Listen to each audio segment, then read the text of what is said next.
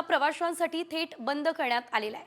गेल्या काही दिवसात मोठ्या प्रमाणात हिमवृष्टी होतीये, त्यामुळे रस्ते निसरडे झाले आहे आणि कालच अटल बोगद्यामध्ये 1000 पेक्षा जास्त गाड्या अडकल्या होत्या। सोमवारी रात्रीपर्यंत या सर्व गाड्या बाहेर काढून 8000 पर्यटकांची सुटका करण्यात आली। मात्र खबरदारीचा उपाय म्हणून अटल बोगदा बंद करण्यात आलाय। पुढील आदेश येईपर्यंत अटल बोगदा प्रवाशांसाठी बंद असेल। कुल्लू मनालीला येणारे पर्यटक सोलांग नाल्यापर्यंतच प्रवास करू शकतात। हिमाचलमधल्या शिमला, कुल्लू मनालीमध्ये अशा शहरांमध्ये लांबच लांब ट्रॅफिक जाम सुद्धा झाला असल्याचं सध्या बघायला मिळत आहे। बर्फामुळे रस्ते निसरडे झालेत, जे गाड्यांसाठी धोकादायक आहे। गाड्या घसरून झालेल्या अपघातात आतापर्यंत 4 मृत्यू झाला असल्याचं वृत्त आहे।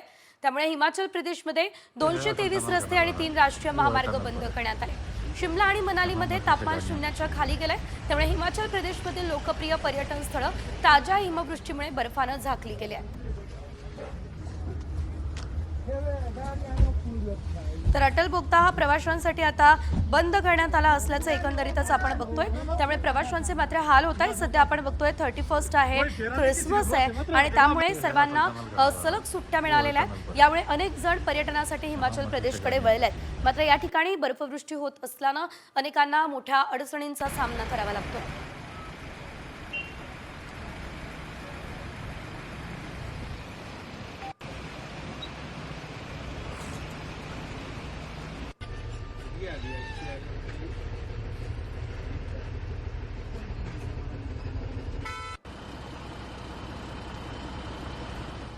तर बर्फवृष्टीमुळे अटल बोगदा पर्यटकांसाठी बंद करण्यात आलेला आहे। पर्यटकांना सोलांगनाला पर्यंतच आता प्रवास करण्याची मुभा आहे। बर्फावरून वाहनं घसरण्याचाही धोका आहे। अटल बोगद्याच्या कोकसर पर्यंतच्या रस्त्यावर मीठ आणि युरियाची फवारणी करण्यात आलेली आहे। हिमाचलमध्ये बर्फवृष्टीमुळे 174 रस्ते आता बंद करण्यात आले आहेत।